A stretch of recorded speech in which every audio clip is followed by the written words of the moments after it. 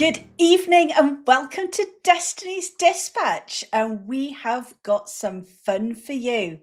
I'm Vicky, and as always, I'm joined by my husband, and by the looks of it, with every single cat in the house has just decided to descend upon it. And today we are going to talk world building. I'll get the word out one day. World building. World Building. building. Yes, exciting stuff. Well, where are we going to start? Shall we start by saying hello to everybody in the chat?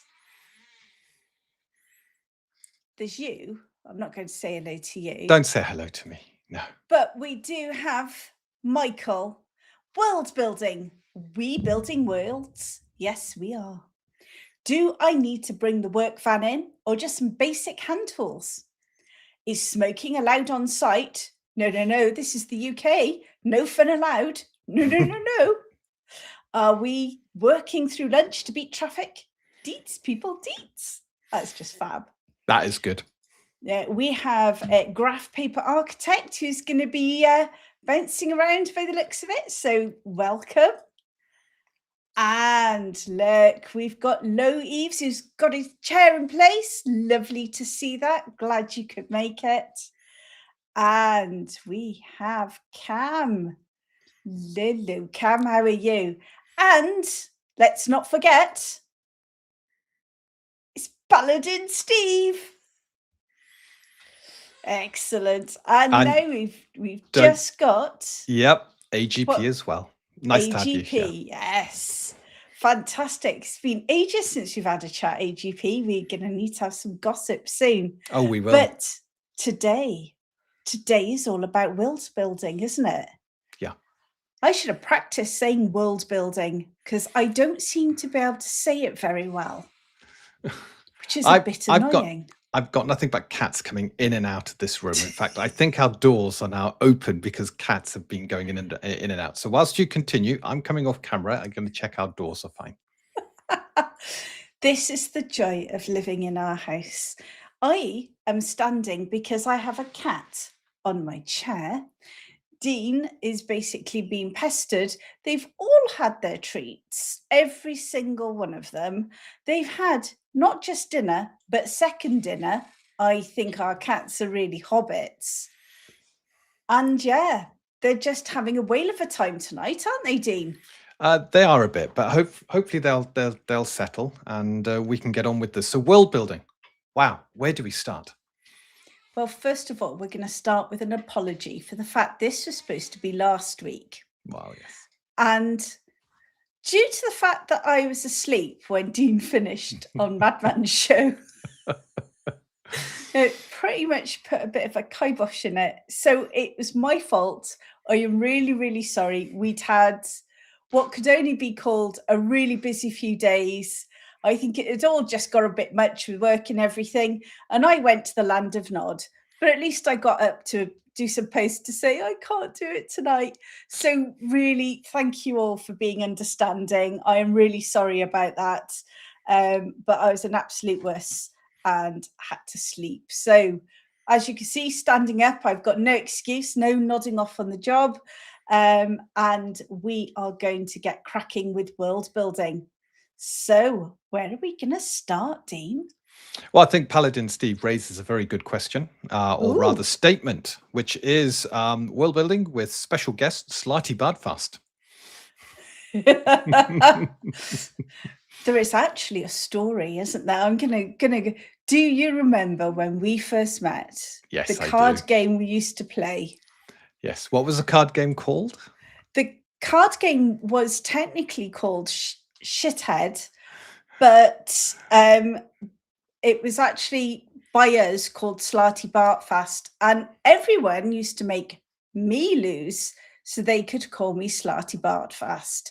Yes. And that became my name for at least 6 months in college, didn't it? It did. It was fantastic. Those were the times. Lovely days. Yes. Yes. I created the fjords. That's all I can say. You did. Absolutely. So what I am going to do What is that saying? I need to press my buttons. I'm going to go to my share. Look at this. Right, there we go. Nice and big. Yeah, and courtesy to lessons from Michael, I've got a nice new Destiny's Dispatch. I hope you all like it. See, I'm learning to make fun things. I've moved everything over to the right side. So this is how we started. This is an actual scan of the world of Cesya, the first ever map. And I drew this how long ago, Dean? It was a long time ago, and I remember you spent ages Colouring in. doing research about tectonic plates and mountain ranges and where you'd Yes. expect to see mountain ranges and stuff like this. It So was- where do you start? It's an incredibly high-level view of the world. Not much detail other than the detail that matters at this level, which is where are the continents, where are the sort of shallower oceans going into deep ocean, and where are the mountain ranges. I never quite finished colouring it in because I was going to colour in all the dark ocean. I should actually do that and rescan it at some point. But Yes. you can see we've even got a scale. I actually divided up the different sort of zones. So we've got our temperate zones, we've got our polar zones, we've got our what are they? Tropical zones in the middle there. So we've got all the tropical zones in the middle. We've got our temperate zones, polar either side. So basically, because we're a big believer in having the biomes, and that's where we started. But then when we started looking at populating it, it got a little bit overwhelming, didn't it, Dean? It was Well, like, yeah, oh my where do God. you start with something like this? You know, it's hard to kind of come up with exactly what's in our world, and you've got to start somewhere. Maps, how is it? Oh, fantastic. Michael was using my tools today. I like it. Oh, excellent. Oh, Like, Dungeon, will you marry me gift? Oh, wonderful. oh, that's just so sweet. We want to see it. We Yes. definitely want to see that, Michael. So yeah, this is where it started, and Dean did highlight to me that I was maybe trying to be a little bit too detailed. So then we went on to the next thing, which is we found a bit, and it's this bit right here. And that became our starting area. Now, unfortunately, you can't see the original map that I started drawing off this area because Dean told me off for taking too long and trying to be too sort of detailed, and basically took off me what I'd done and did this. And to be perfectly honest, this was much better. And this is our starting area. This is the Harbour Protectorate. And what we did is we sort of mapped out where the mountains were and where the different rivers were, and different sort of things came to light, didn't they, Dean? And I think, ooh, Ooh. you've been tagged on X. Look at that. You lucky boy, you. So you were saying different things came to light. Yeah, different things came to light. And one of the things Dean and I do is we like watching sort of different programs, different documentaries. We've mentioned previously when we were talking about the history behind Untold Destiny, we actually talked about a lot of the stuff Dean was researching with quantum physics and stuff like that. And I like watching sort of different programs. I was watching one about, I think it was Hawaii at the time, or it was a Canary Island, it was something. And it was all about what happens when lava hits seawater. And that became the sort of start of us having what you can see just on the edge of my head over there. Oh, look at this. I feel like one of those weathermen now. Remember the ones who used to point to things and a screen behind them. And this particular volcano, we've got something which we call the flow. And from that, you can see as you go to the edge of the map over here, you can see that sort of cloudy bit. And that's essentially where the lava is hitting the sea, and you've got the hydrochloric gas coming off, you've got the acid. And I believe that when you have lava that hits seawater, you even get sort of glass shards and stuff like that. And I thought that makes some fantastic adventuring, having to get around that. So that's why that went in. But it developed even further, didn't it, Dean? It did. Because you'll see in the middle of a lava flow by here, we've got this sort of, we've got some bridges, and we've got this big sort of piece of land. And this ended up being called Midway, didn't it? It did. You came up with the name because it was midway between harbour and the outer borders of the territory, to the south at least. I think it's because it was midway through the flow myself. I'm not that clever. Hello, Cyrus. Lovely to see you. It's great to see you, Cyrus. On Rumble, I see as well. So thank you so much. So, yes, so that was Midway. And because Midway is in the middle of the flow, they've obviously got access to a lot of heat. There's a lot of forges. And because you've got the bridges, the only way to get across the flow is the bridges that go to Midway and across. They're a massive centre of trade. So we had that. But then Dean came up with the lava hoppers, didn't you, Dean? Oh, I did. I was coming up with the backgrounds that you could select when you're creating a character in the advanced system. And I came up with the concept that, and this is all part of world building. What I try and do is I imagine how a world would develop. So for this, I started with harbour, which is the letter A. And it was the place of refuge for humans. So after the ashfall had happened, how would they expand out? How would they start to tame the lands? What resources would they need to secure? And this puts you in the mindset of the kind of challenges that civilization will face and how they would answer those challenges, drawing upon things that have happened in history and the tools and technology they have available to them. So when it came to Midway built on this big landmass in the middle of this lava flow. They've got all this incredible heat and special access to ores and stuff like that. So it is this huge manufacturing settlement that has been built up here. And I thought they would have a lot of these little settlements out in the lava flow, places where they're potentially scooping up special materials, certain types of magma, stuff like that. And there would need to be a way of getting messages from one place to the other.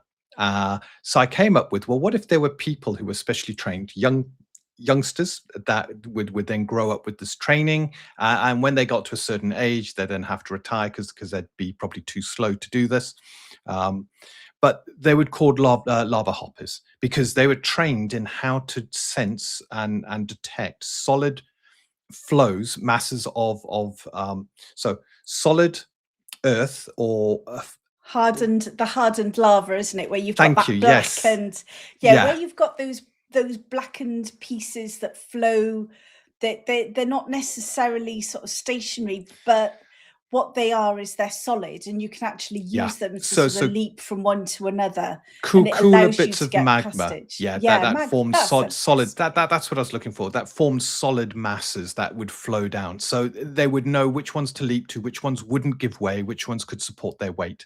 And they would then run across the lava, delivering messages and coordinating with the various settlements. If there was an attack of creatures, they could be sent to quickly get aid, and that aid comes in. So these were called lava hoppers. And if you chose that as your background, as a lava hopper, you could sense unstable terrain around you.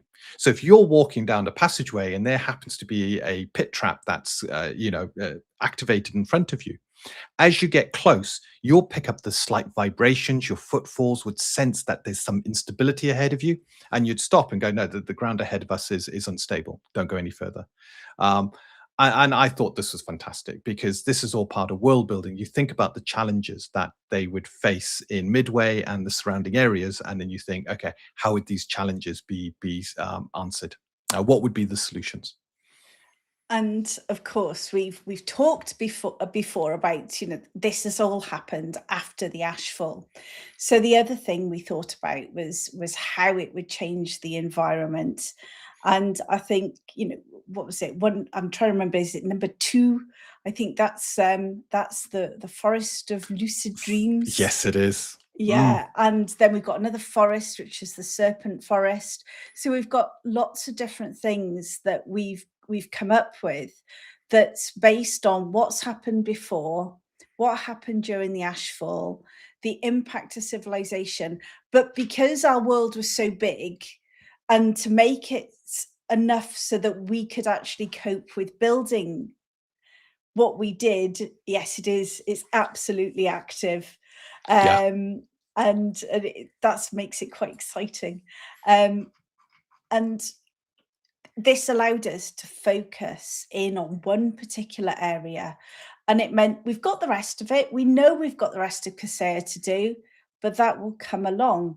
And this allows us to also build out our roadmap for what we're doing with Cesya. We've got plans for all sorts of areas. As you can see, we've got loads of landmass for you to go adventuring on. So that's really exciting. But we needed to focus somewhere. And one of my pieces of advice for world building is don't try and do it all at once. No, layers at a time. Layers at a time. Yeah.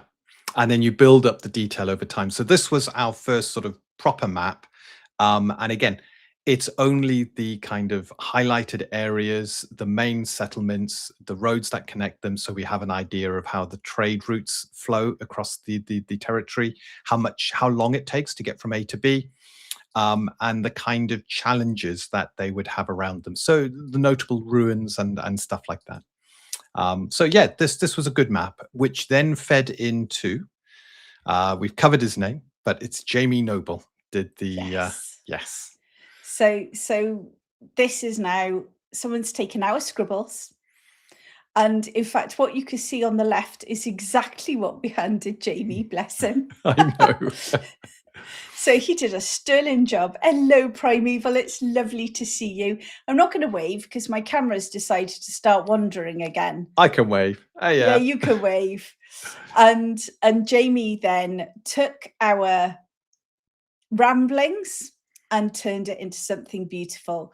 So here you can see Mount. Are you always create names? Oh, that no. We have changed the name of that. It's Mount Septimavum, which means the fiery one, or the god of fire. I still can't say that. So Septimavum is that means the you name have of the to mountain. talk really nicely to Jamie to get that updated. Oh, we will need to, yes. So this was a very early map, and Mount Hybra is where Harbour exists, within the caverns there. So they were kept warm when the ashfall happened. So we started off at Harbour. We then built out to Linchette, the Forest of Lucid Dreams. We then went up and down. And yes, we have got something called the Unexplored Vasts, because it's the unexplored vasts. And we have got things beyond that. But if I think about this, the way that we're approaching it as Untold Destiny is we are launching with the Harbour Protectorate and surrounding areas. So the adventure we are going to be releasing is actually based on Port Orion. And if you look here, Port Orion is actually an island off the mainland. So we've got loads of adventuring space. I think if my maths was right, wasn't it something like 625,000 square miles of adventuring space? Something like that. It was something stupid. Oh, look, Michael likes Silvina Turva. Yeah. Silvina Turva it's two different languages that mean salt and salt. And that's where the Great Salt Plains were. So one of the problems the Harbour Protectorate had is preservation of food. So to begin with, they secured additional food, which was the farming settlement of Linchette. And then as they went out, they were finding the winters pretty tough because they couldn't preserve some of the meats. Salt was such an integral part of the preservation and being able to stockpile for the bad times. When they made contact with the gnomes and the Mathor in Selina Turva, there was the salt mines there. So they were instantly welcomed into the protectorate and became an important part. Their nobility became incredibly wealthy. Their merchant houses became integrated within harbour, and in fact, some of the harbour houses, great houses, absorbed some of their houses. But most importantly, the gnomes had the what they called the quartermasters, which were these people who had incredible abilities to retain and regurgitate lots of information and making incredible calculations. And these were the people that then the great houses of harbour began to integrate into their workings. And they would do all the calculations of pricing, where supplies need to be sent, working in the mines and doing all the calculations of where the best veins were and stuff like that. And they became the quartermasters. And the Quartermaster College in Harbour was then established to train up, to identify these gifted people and train them up. And so long as you survived the training, you would become a quartermaster and much sought after amongst the minor and greater houses and the guilds of the protectorate. So yeah, Selina Turva, an incredible place. The salt plains are huge and vast, and they managed to survive because they retreated back into the mountains.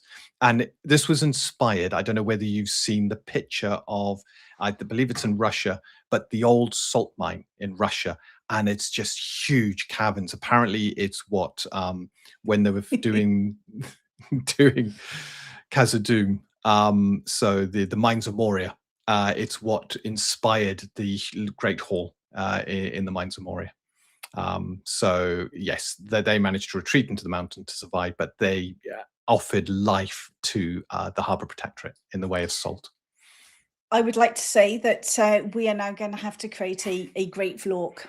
A great vlog. Create a vlog. Okay, yes, I'm making a note. We will create a vlog. Yeah, right. I'm going to try and stop my camera from meandering. I'm not actually waving at you guys. All right, and so that's fantastic. And then Cyrus says, as a rite of passage, one must venture into the vasts and bring back a tale of exploration. Absolutely. And we are populating the vast, so it won't just be the unexplored vast that you have to populate. There will be stuff there, and it'll be a great adventuring ground. Yeah. So we've also got Sci-Fi Snob is in the chat. Welcome, Sci-Fi Snob. And I'm managing to show all the wrong ones. Hang on. Yeah, good. You're good pressing spot. buttons, aren't you? I'm You're not. I'm not pressing. You're doing something. Hands are up. Not doing a thing. I'm playing mixtape. Ooh, very Mr. cultural there. Hill Jarrett.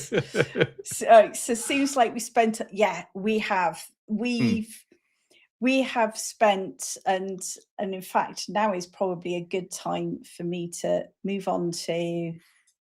So, if you remember on the one where we talked about where we came from, and one of the pieces of work was by Gwelsh Dorian, and this was actually one of the original pieces, this one here, back when we were working on the sci-fi version. And you will see, so Serena then created this for us. She's a traditional artist. She works in acrylics.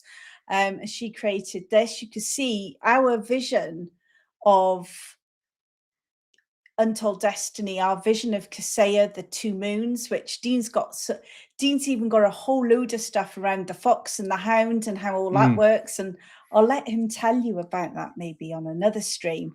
Yeah. But you can see here that our themes in our head sort of flows through everything we do, doesn't it, Dean? It does, yeah. And yeah, I love both pieces. Dorian's was all about that exploring strange worlds and seeing what was out there, and Serena's was this is the overlooking the Apex Delta for the first time and seeing the magnificence there, the mountains in the distance, and there is a true dragon not too far from there. So, you know, having that danger on your doorstep as well. And well, Serena's actually a local Welsh artist, isn't she, Dean? She is, yes. She does some pretty good stuff. Her biggest business is doing people's goldfish. She paints them, And not the Final goldfish Fantasy themselves. art. And Final Fantasy, yes, she does quite a bit Yeah. of that as well. And again, just wanted to show you. So all of the world building we do filters through everything. So these are two pieces by Luke. And the one on the left, this one over here, would help if I actually, yes, I'm double clicking again.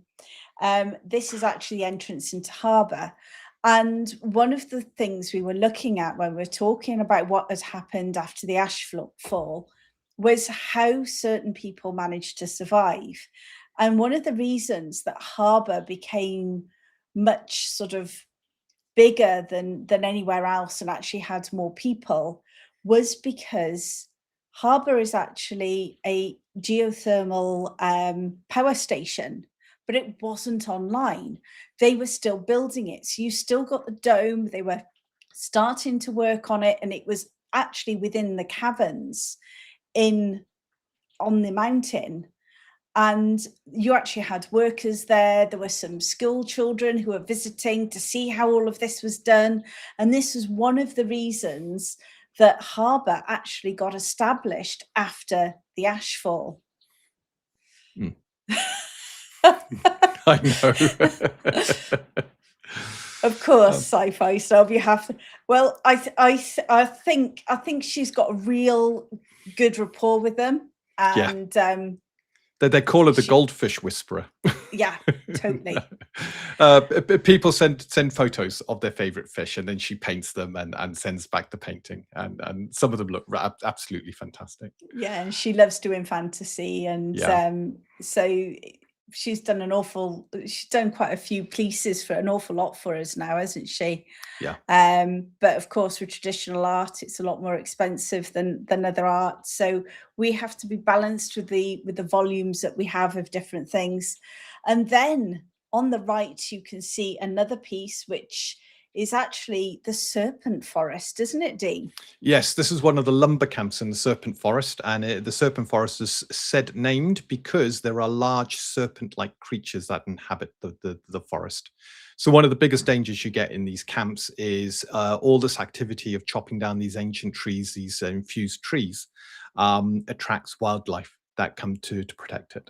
So you can see above, you've got this serpent-like creature beginning to come down through the tree. The ballistas are all facing out, not expecting something to have managed to get through their defenses. And you've got the poor workers who are about to have a big shock as this creature descends on them. And like everything with Untold Destiny, actually being out of really established civilization is dangerous. Yeah. Double click. And these are another two pieces of Serena's artwork. Now, the one on the left, the red piece, now that was based on Linchet, wasn't it, Dean? It is. It's the watchtowers of Linchet, which is the watchtowers that protect the farming communities out there. Their goal is not to kill creatures, but to make it so that the creatures feel it's more trouble than it's worth to try and harvest and terrorize that territory. So you can see there, they got these towers, massive ballistas built on the towers' arches and stuff like that. And they just throw as much at the creatures as they possibly can. Drive them off rather than kill them. So the Watchtowers of Linchet, fantastic piece. And then the Colton Reaches, and that's the Colton Pass in the second one. So this is where the dwarves were found and came out of their deep mines after the ashfall, adding to the Harbour Protectorate their skills and knowledge of mining and crafting. Look at this. Look at this. Traditional art. That's traditional wise, but with less maintenance and hassle, right? Really? Really? Someone's going to go in my naughty book. Oh dear. Yes. Oh, don't worry. We have spiders. Not only do we have spiders, but if you've got the right tools, you can harvest their silk. Yeah. And then you can make beautiful robes from their silks. And look, Cyrus is stuck on Yes. tower duty again. Absolutely. It's yeah. And in fact, what I'm going to do, I'm going to do two things. I'm going to go rapidly up to the top, which I absolutely hate doing. And you will see on parts of this map, you've got things like the Cesya ruins, which I think I'm actually hiding right now. You are hiding, yeah. And we've the Cado ruins up the top Cado above the ruins. Aya expanse. Yeah. Yeah. So we got the Cado ruins.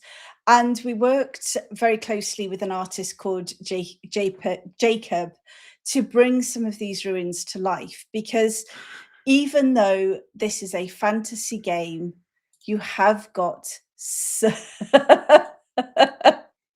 yeah, no, not in this. No.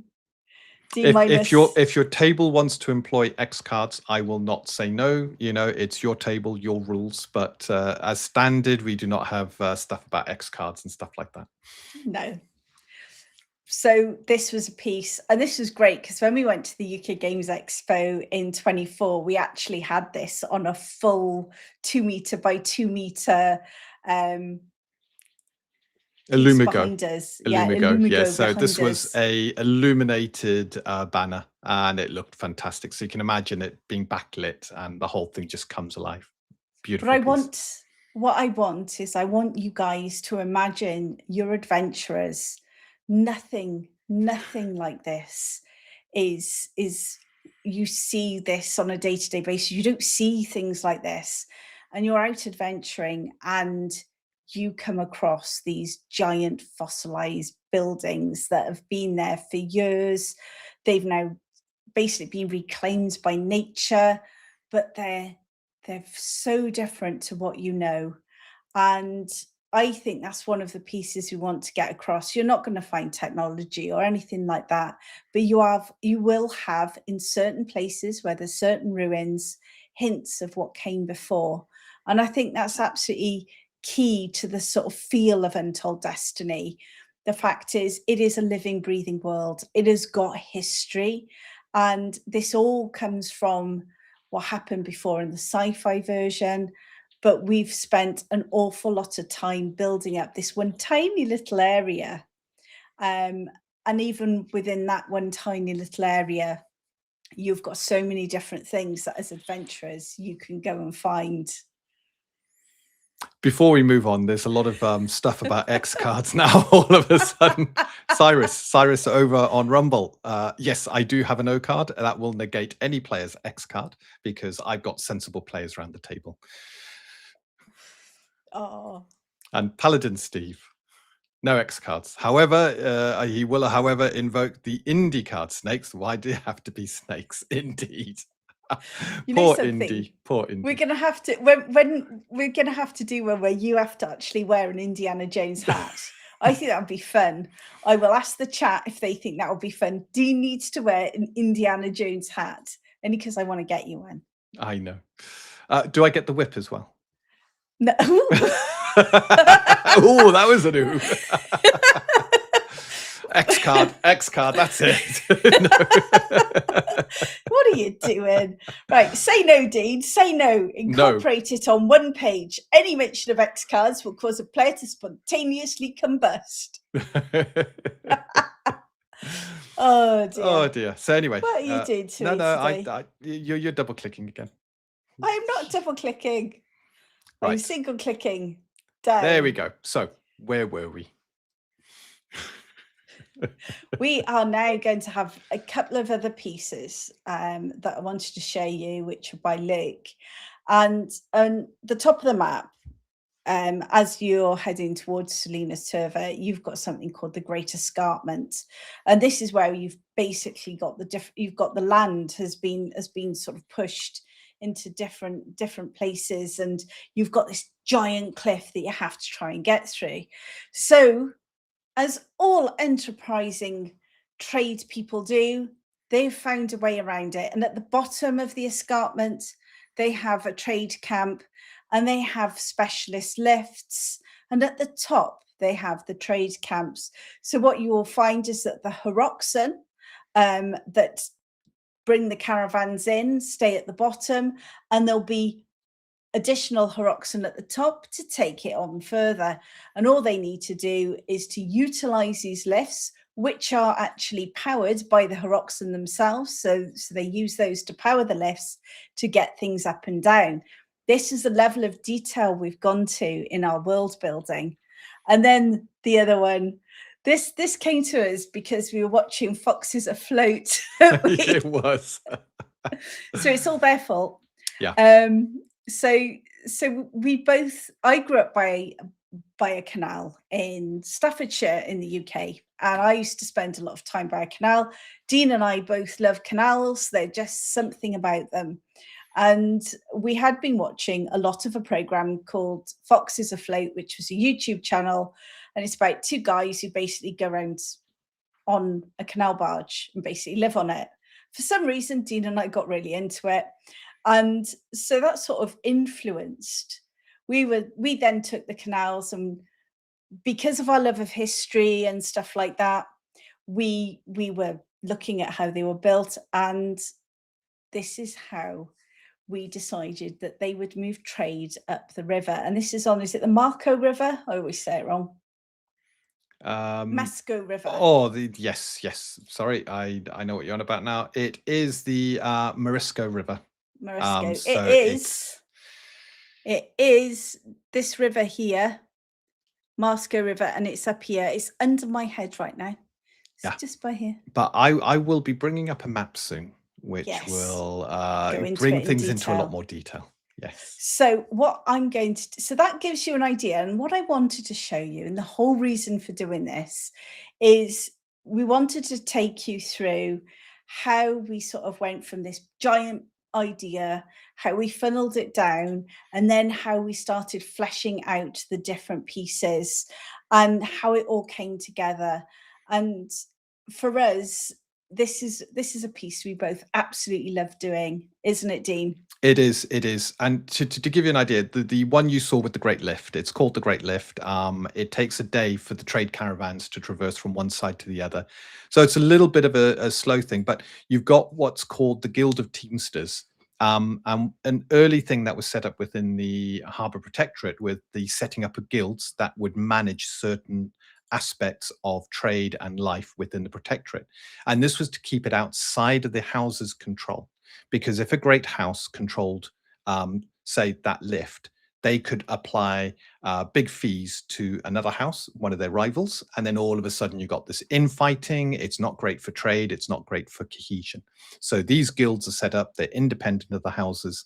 And the Guild of Teamsters, they control a lot of this. So they manage all the Horoxen. So when a trade caravan gets together, the house who might be wanting goods moved, it's the guild that provide the wagons and the security and all of that, and then the house effectively rents what they need on that trade caravan to put their goods in and so forth. So yes, the world has all these different components, and you know, again, it's addressing that. How would they stop certain things happening, or how would they achieve certain things? Trade being one of them. So it was great. It was incredible fun coming up with the world and then thinking, how does this all work? How could they go from almost being extinct back to being a burgeoning empire or a protectorate that is slowly recovering and reclaiming nature? So yeah, it was fun, fantastic. And I quite like this. Do you have to watch the river locks to prevent creatures sneaking in? You will, if you have a look on our picture. We got the big tower in the background there, and a lot of the smaller towers and stuff like that. And this lock was built on an old waterway that cuts through the mountains, created by one of the grand ancient empires. So they've kind of reclaimed what was once here and then rebuilt the locks and made it into a functioning tradeway, allowing them to expand across to the southern provinces. So yeah, it was really good. So where are we going now with this? Is it time for the big map? It is now time for, just because this, so when I say that we flesh things out, So we've done that. This is showing it at, I would say, the medium level, where we were looking at where the different places were. Now, because we have got to write adventures in this, in this, Dean then took it to another level. And this is where, should I double click correctly? Oh, Dean's going to double click instead. So you will now see our working map. Now, Dean has done this. I have. So this is the hex map.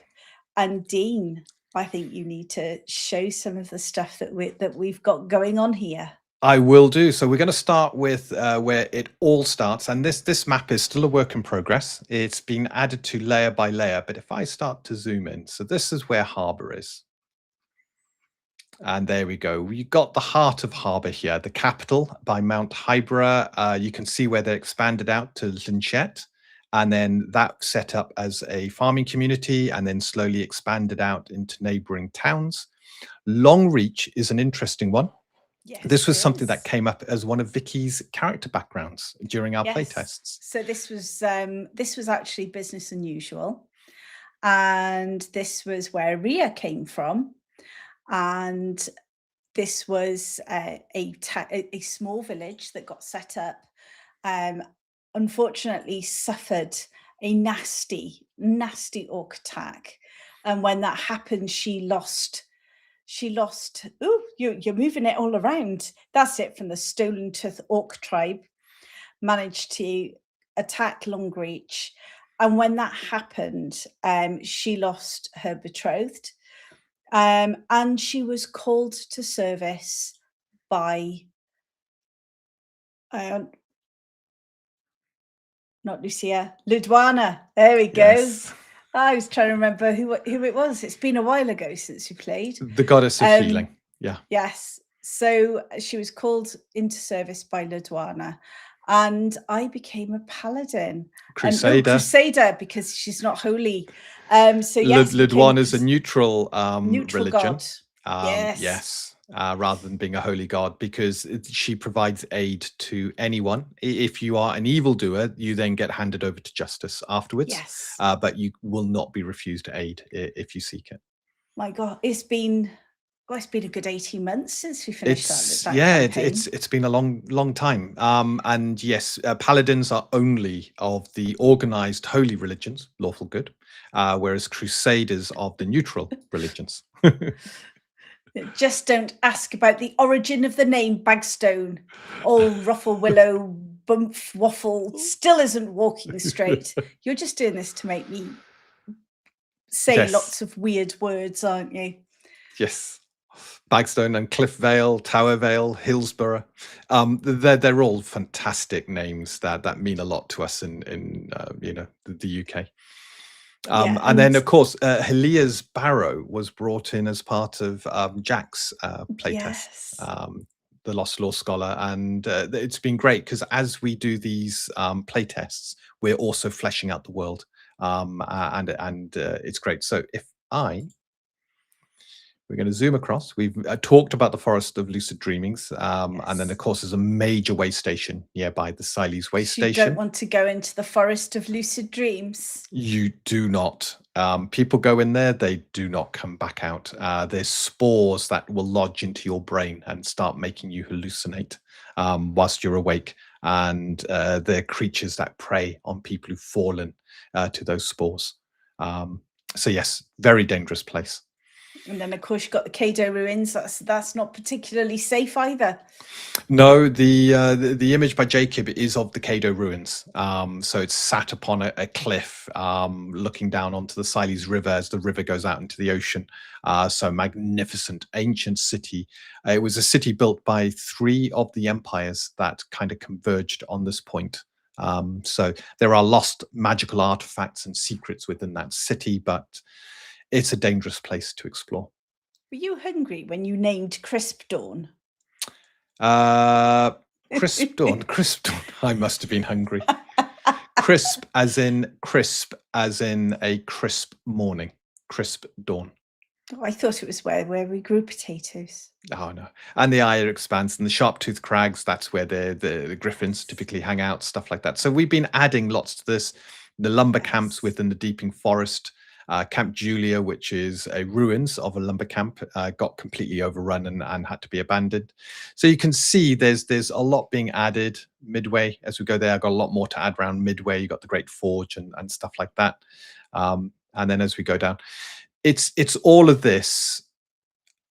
And this is the Great Waterway with the three-step locks, three-step Great Locks leading on to Tranquility Lake through the Kiev City ruins to Ordovus, which is the capital of the southern provinces, and then down to the Tawny Sea.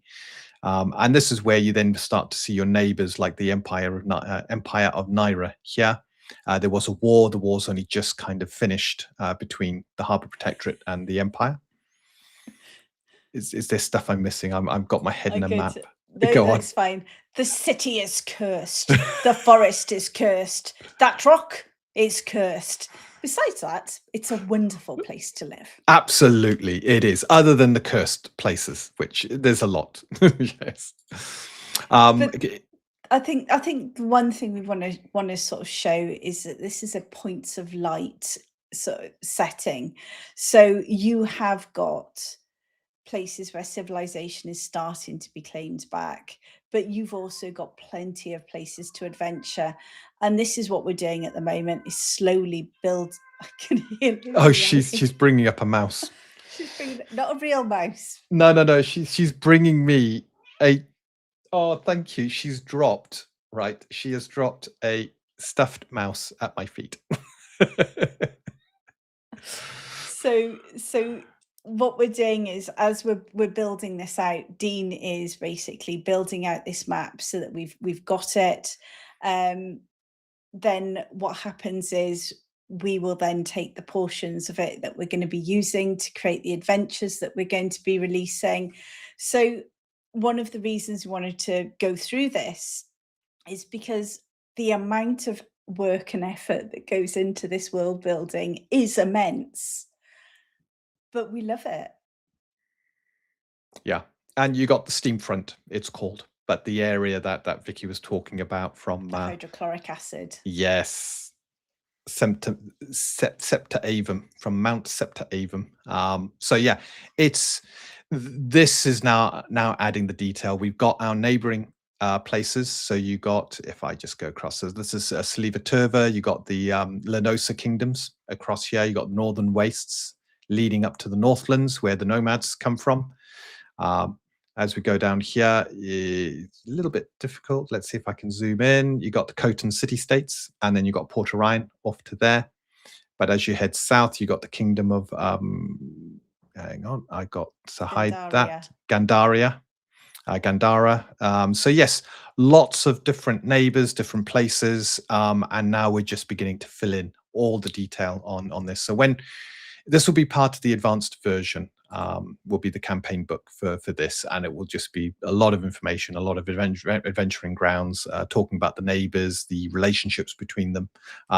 So when you come up with your character's sort of heritage, you've got a lot of wealth to choose from here. Where is your family from? Where are you from? And we just want to create this living, breathing world that I've taken inspiration on how the Forgotten Realms was kind of set, which is it's a snapshot of a world at this moment in time. Yes. And then the rule is it's your world now. You do with it what you will. You decide which direction it goes, how it develops, what challenges there are. And bearing in mind, we don't have teleportation spells.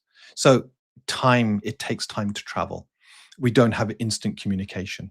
So by the time you get a message of an orc attack, that could be 2-3 days old. And then you're trying to respond to that.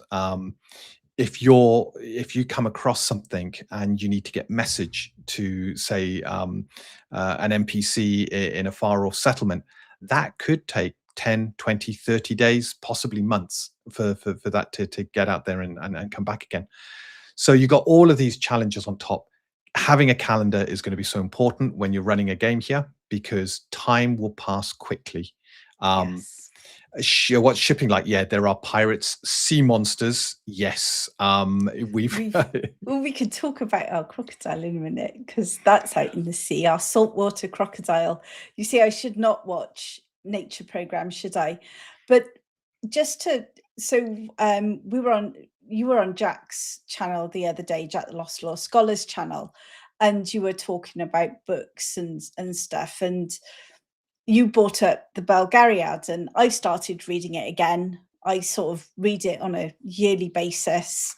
I absolutely love that set of books. But the adventure is the traveling. Yeah. You look at Lord of the Rings, the adventure is the traveling. And it's not just about getting to a set place.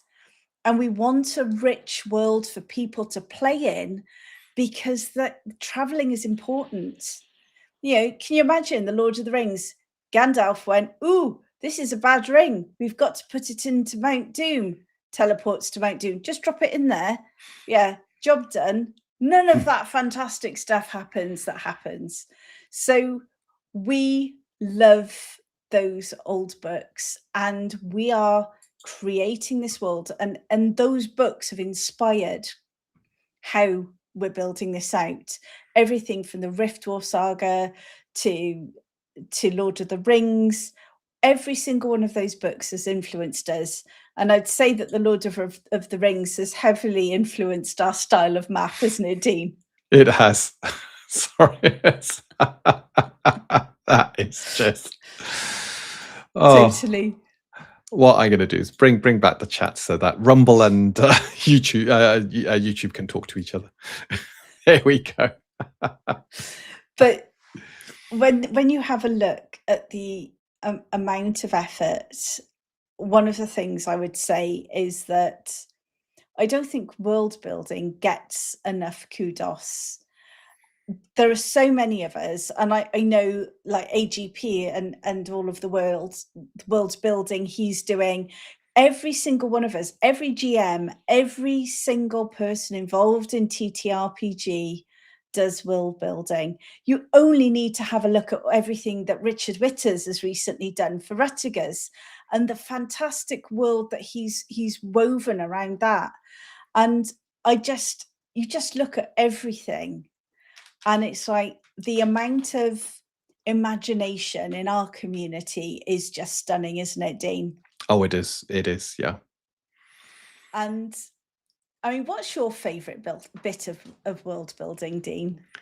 Do you know what? It's coming up with the solutions to the problems. So part of our world building is, as we say, it's lights. It's a points of light campaign. So the wilderness is dangerous, and we got random encounter tables that will reflect that. The further away from the tamed as it can be, the more chance you've got of hitting high level encounters that are just wandering through the area and having to deal with that.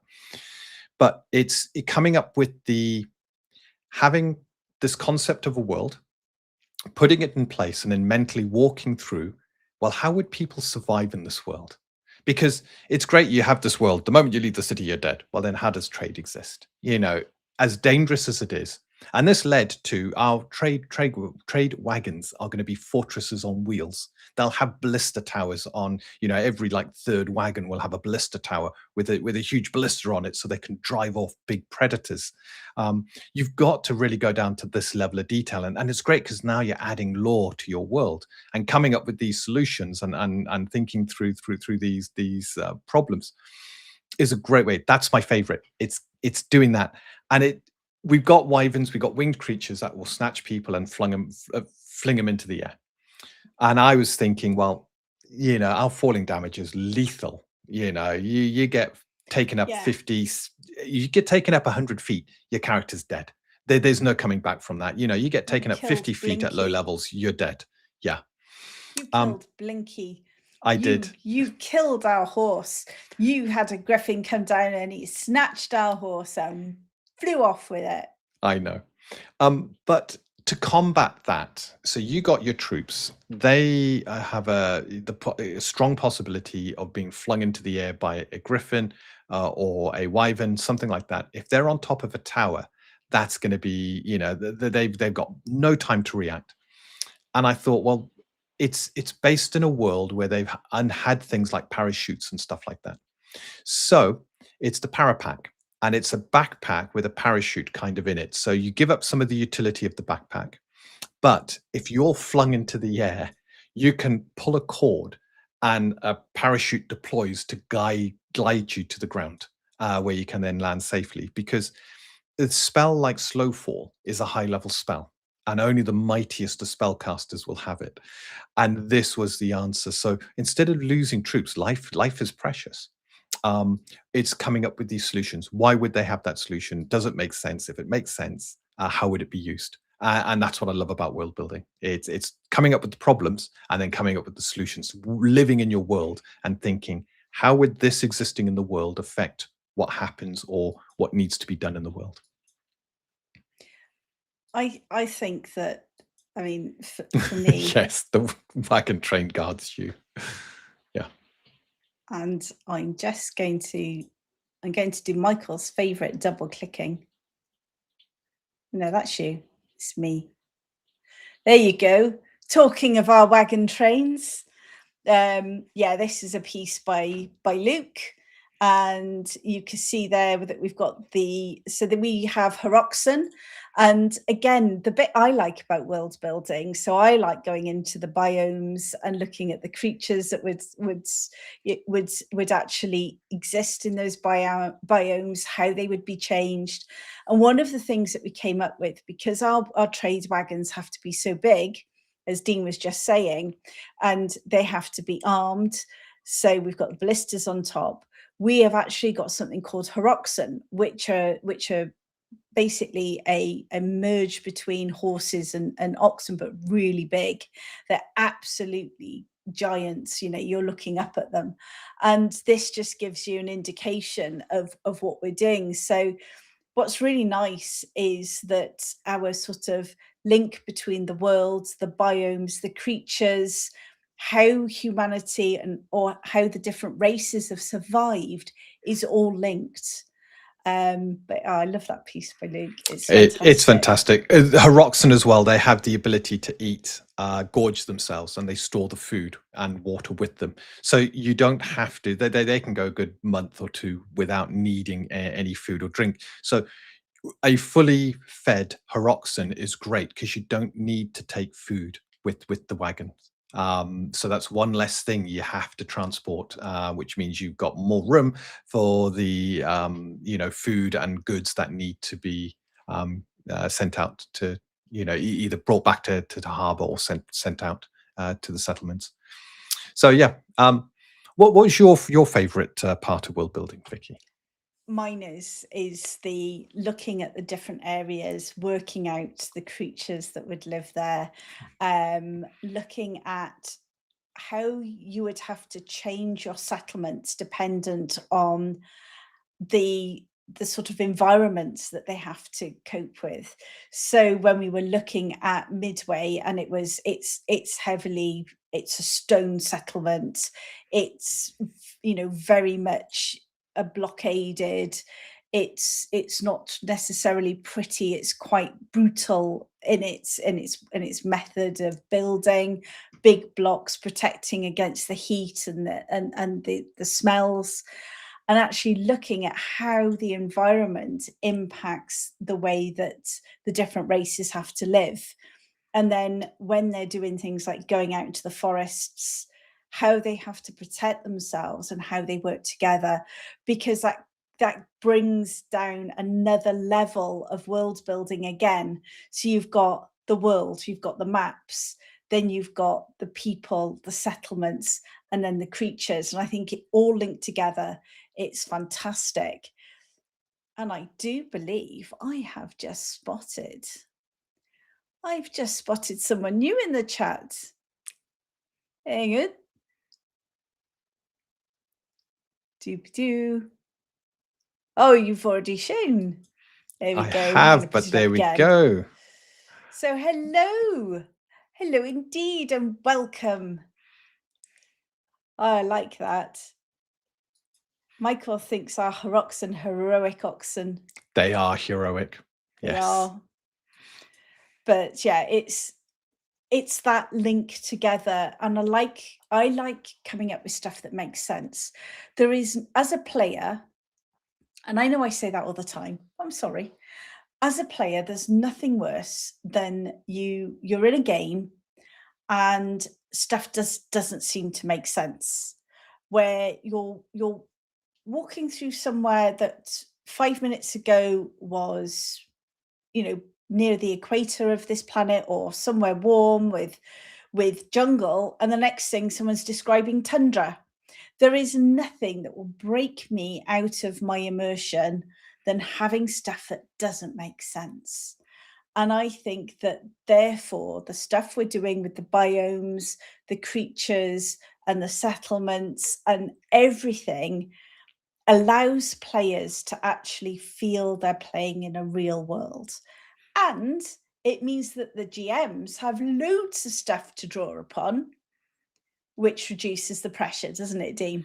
Oh, it does. Having a world that feels alive with a lot of established NPCs and structures and stuff like that, and then and then you're left with those tools to take it forward, to mold it, to change it, to shape it, to see how the players affect that world and how they shape it as well. That's the best tool that I've ever had when I was running games in the Forgotten Realms, and I want to create those tools and pass them on to a new generation. So yes, have to keep us all guessing. Yes, it'll be written in a secret cipher, a script, and yes. You do that all the time. Don't you tell me you don't put things in secret ciphers, because you do. If you question it, yes. It only fails to make sense if you question it. Stop poking holes in the DM's world, god damn it. But that's the thing. I think if the world flows, if it makes sense, then it removes that sort of, well, hang on a minute, weren't we just in a jungle? Why am I now on an iceberg? It's that it just doesn't feel right. And one of the things, I'm going to go back to the Bulgaria, especially since I've just demolished 3 of the books again, and I'm midway through the 4th yet again. I think I must read these a couple of times a year. But you look at it, you've got their maps, but when they're talking about when they're going from one place to another, you've got the environment changes, and there's rhyme and reason to it. When they're up in the mountains in a certain part of the world, you've got snow and it's hard and it's difficult. Then they come down the other side and it's drier and it's warmer, and it makes sense. And you go with them on that journey. If it just suddenly changed for no reason, you'd lose the reader. And I think in the same way, if you do the same thing in a TTRPG, you lose your players. I think it's absolutely important. Yeah. But then I am a little bit bananas, as everyone would say. Yes. The biggest trap though you can fall into is trying to make your world too perfect. Yes. Trying to make it make sense all the way through, and you spend ages researching, and it's the classic thing. Like if you've got a mountain range, typically one side is dry, the other side's wet. Water is created on one side, goes up the mountain, drops its load, and then comes down. So the other side tends to be dry. But if you miss a detail like that, it won't upset the world. The world's got to have a great feel. It's got to make sense, but it doesn't have to be perfect. And you just look at our world. Our world is full of so many different and weird and wacky things. And the map I showed you there, each hex is 25 miles, and that's a vast area. And we've kind of... Yes. Yes. We've kind of, we've got a map that will say roughly this terrain is in that square, but 25 miles hex is huge. So there could be other stuff in there. And we're not going down to the level of absolutely detailing everything, but only the major sites, the major areas, the major points of interest. And then you are left to dress it up if you want, or gloss over it, because players typically won't be looking for the terrain around them to be changing constantly. If they're in hills, they'll be like, I'm in hills. Yeah. Yeah, it changes over time, doesn't it? Yeah. Which I think that's one of the reasons it's great that we haven't got teleport spells, because you actually get to experience that. Yeah. And as I said, I love the journey. Every book I've ever read, the journeys are always key. The journey is where the magic happens. That's the Yes. story. Yeah.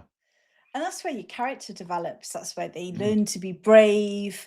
It's where they get to use their skills. And it's where exciting things can happen.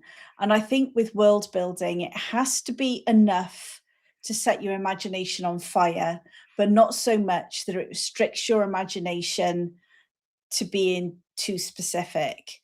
And I think that's key. And that's why we've got the different settlements, we've got the different bits and pieces, we've got the biomes, you know what you're going to be getting into, but there's lots of information for the GM, and there's lots of ways that the GM can enhance and they can make it their own. Yeah. So that to us is absolutely key. But of course, if you've got your own homebrew world, you can just ignore anything that we say, and you can use Untold Destiny Basic Edition with any world of your choice, can't you, Dean? Yes, you can. We've made sure the system isn't absolutely tied into the world, so the system is designed to be pick up, play in any homebrew. I think there was a survey done a few years back about what's the most common world that people play in. It was related to D&D, so very D&D centric. But I think roughly 80% of the people who responded said they ran a homebrew world rather than a setting like Greyhawk or the Forgotten Realms. So I wanted to make sure we weren't going to exclude a huge part of the market, but rather give people a fantastic system that can fit into their homebrew world without creating a lot of the issues that other systems can create, where you've got these overpowered spells and you've got these things that actually break a world rather than add to it and add flavor to it and sit logically within the world. We have a question. We have. Brilliant. I'm going to read it out. What's the most jarring change in terrain that players will come across? Any wild areas to surprise and awe the players without making it completely unrealistic? Oh, I like that one. That is a good one. That is a good one. Short of something like the flow. So the flow is you're going through normal countryside, and ahead of you, you can start to see the heat, haze, the smoke kind of rising up. And then you just like crest a rise and look down at just this huge river of magma slowly flowing past, so vast that your eyes just go into the distance where the heat haze obscures anything beyond. And it's a magnificent sight. And you got these massive stone bridges that are being built. These things go, it takes a day just to travel through one of these bridges to get to Midway. And they are massive with huge towers again to defend against any creatures.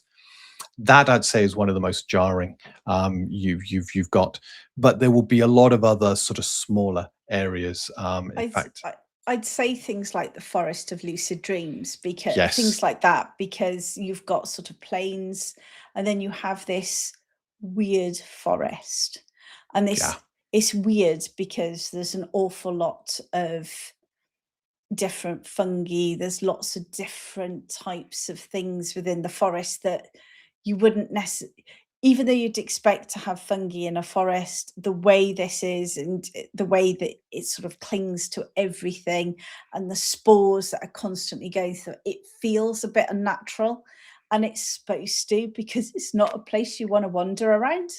no, But there will also be times where you might get sent in there to get certain things because there's amazing properties of some certain fungus and stuff like that. And I would say some of the sort of plant traps that we've come across. And we were actually um playing one of the games, and we were trying to get through another forest. It wasn't it was business unusual, it was and business it was the unusual. Which deeping forest? It was forest Deeping Forest. to get to Count Julia, which was the old camp that had been wiped out. Yeah, and again, that felt like a normal forest at first, but then it became very dangerous very fast. Lots of nasty plants, You came And across those sweet smelling yeah, herbs that you could fetch a huge amount of money for. Someone had the herbalism skill, and it was like, look, this is incredibly rare, but it was a fake. And there were these vines that were just dropping down and trying to grab people and then lift them up. And yeah, it was a horrible encounter. Thankfully, someone had a firebomb, but the firebomb worked really well to free one of the party members, but then caused trouble because the forest began to become incredibly that's so we hostile. had the The Lishi, yeah, Lishi, the yeah. Lishi, and it appeared as a lunar cat, which is a beautiful cat with wings. But it was actually one of the old men of the forest, a Leshy, and almost killed Vicky's character. And there were a couple of others there as well. So incredibly dangerous. Things can change Hello, quickly. Meldarth. Oh, hey, Imelda. Things can change incredibly quickly, and one minute you can be walking through what looks like great countryside, and next minute you just come across the sign of these incredibly, massive crystals just erupting from the ground, and these lizards walking around and just infecting the ground around them with crystals. So there's going to be a lot of these moments that you can build when you're thinking of adventures.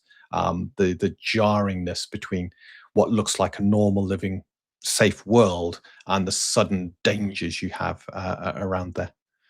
I would just also like to highlight, so we've got here from Michael, any lava beasties? What kind of encounter might one have at the flow? And we've actually, so Jack the Lost Law Scholar has actually created one, hasn't he? He's created the Pyrohydra. So this is one of the top level threats you will have, which is a lava hydra. Nasty creature, very difficult to destroy. We have fire newts, so these are swarming creatures, small little lizards that are on fire. We got the smoke hounds, so these are hounds that cover themselves in dark smoke, very difficult to hit. So there's going to be a lot of creatures and threats that will just apply to the kind of hot lava areas. And JB Garrison, thank you so much from Rumble. Thank you for coming along. Yes, thank you for popping in. It's lovely to see you. No, you're not too late. We normally wrap up in about 15, 20 minutes. Yeah. But you're more than welcome. And if there is anything you want to catch up on, feel free to catch up with it on YouTube, and it'll be loaded on Rumble. We always have it on Rumble as well. Yeah. So you're more than welcome. It's lovely to see you in the chat. The way that we do this is anyone can ask anything they want and we will answer them. Normally to my detriment, and I normally press wrong buttons at some point, but you are more than welcome, and it is lovely to see people. Bye bye, AGP. Yeah, take care, AGP. Take care. And the ho is great, Melda. Meldarth, yes. Yes. But yes, it's world building to me is something that's very close to my heart, and I know it is with Dean as well. And I think we used to play an awful lot in Forgotten Realms, didn't we, when we played D&D? That was my world of choice. I did homebrews when I first started playing, but sometimes you just want a world that's already done, that you can just pick up, that's familiar, and you can drop your adventuring party in. And the Forgotten Realms, yeah, we played a lot of it. We did, but I think our last ever, because we'll never be playing D&D again, not now.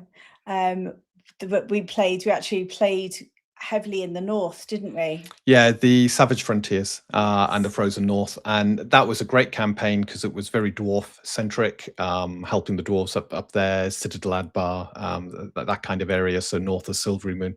And it was incredible because it was a lot of the stuff we did in the past was typically around Waterdeep, and it would then be the Western Heartlands, the Eastern Heartlands, Dale Lands, stuff like that. So to put something in an area that I hadn't really explored a lot, and you lot as players hadn't played in, was a great way of creating freshness in the campaign, and it was a great campaign. Yeah, so especially when I got rid of teleport. yes, he did get rid of teleport. We're like, yay, look, I was the wizard. And I'm like, yay, I got teleport. What do you mean I can't teleport anymore? Yeah, but didn't it open up the world? It You did. had to It was plan your brilliant. expeditions. You had to really think about it. You got this dwarven scarab up and running to do the desert travel, and then you were trying to avoid the massive purple worms out there and stuff like that. It was fantastic. And this was a high level. I mean, I'm trying to think. You were around 15th level, I think. Yeah. It was throwing different challenges at you, and it was brilliant. It was a really good campaign. It was an absolutely superb campaign, and it was a brilliant campaign as our final D&D campaign, and I really enjoyed it. But I think the reason I'm just harping back to that is that things like the approach that was taken for the development of Forgotten Realms, I think that's heavily inspired us, hasn't it? Yeah. Because we want to conjure the same sort of feelings for people as Forgotten Realms did for us. But I think one of the things you said is we're not making it as populated. We want it to be a little bit more points of light, because it's that way you can develop the lands more. And we're not saying we're going to give you an empty land, because we're not. There is absolutely tons to do, and all the adventures we're going to be releasing. But the whole point is that it's going to be alive for everyone. So yes, yeah, we were. Second edition is when we started. I actually have the first edition Forgotten Realms box sets, and I was using them back in the day. But second edition is when we did a lot of Forgotten Realms, and I think it's Forgotten Realms at its peak. Although the third edition campaign book, I think, is absolutely beautiful for the Forgotten Realms. It is chocked full of so much information. And when I last did the campaign, I actually hang on. When we did the last campaign, I was using that book and setting it at that time period, albeit with the 5th edition rule set. And we used to go back to the 2nd edition sort of campaign guide, even when we were playing 5th. Along with the 3rd edition campaign book. So it was just so much information. There was also a interactive encyclopedia, atlas and encyclopedia online, and that allowed me to zoom in, click on cities to get the history of the city and stuff like that. So there was a lot of support material for the campaign setting, and it made my life a lot easier when it came to planning the adventures, discovering what was out there, having a think about the political entities that were there, how they'd be interacting with each other, and how the party could disrupt that balance in that area. But I think when world building, it is just so important to think about the GM and also the players. And I think you have to marry the two so that it works for both. And then I think you hit it. And it's not easy. I mean, we've been building Cesya for an awfully long time. And it's been something that's in reality started many years ago and has just grown and grown. But I love world building. I love developing things as a player, and we love developing this as a system. And I hope you are all going to love it as much as we do. Yeah. Dean, have you got any final remarks before we let these lovely people get on with the rest of their evening and we go find our bed? The final remark is you two are up late. Yes, Brass, we are up late, as are you, and so are you. I hope you're doing well. The only thing I'll say is, what would a world be? And this is something 2nd edition had in Plentiful that kind of got phased out in 3rd. Yes. Thank you for joining us, Meldarth. We do really appreciate it. We do. What would a world be? And 2nd edition had them Plentiful, kind of phased out in 3rd edition. but random encounter tables, and we will make sure that there are random encounter tables to make your when you're running in Cesya, or if you want to adapt them for your homebrew worlds, not a problem, but it brings the world alive. It makes it feel alive without you having to trawl through monster manuals and try and think what creatures kind of would be in this area. So yes, we will make sure that there are plenty of these random encounter tables for you to be able to quickly populate and create a living, breathing world that the players live in. But I think that's it. Yeah. Yeah. So with that, thank you very much for taking the time to join us tonight in world building. If you come off the screen, I'm doing well. If you come off the stream and think, oh, I wished I'd asked that, just feel free, reach out to us on X, on Facebook, on wherever you find us, on YouTube, pop in a comment and we will come back to you. We really appreciate all of your time. It's been absolutely phenomenal. And with that, I believe we have something that you're going to play as we go out. Oh, I want to remind everybody, if you haven't had chance to check out Richard Whitter's amazing game with loads of world building, then go and check it out. It's on Backer Kit right now. It's phenomenal. We've backed it. We were number 2. We were. Bad Toads got to number 1. They clicked, must have been a millisecond before me. So yeah, absolutely go check out Richard Whitter's. Yes, we'll definitely. See you all next week. Thank you and good night from us. Good night. Rudigers, a complete new tabletop role-playing game system featuring a unique world filled with monsters, mayhem, and Rudigers, taking on quests that no one else dares. Come and join the guild today at Backer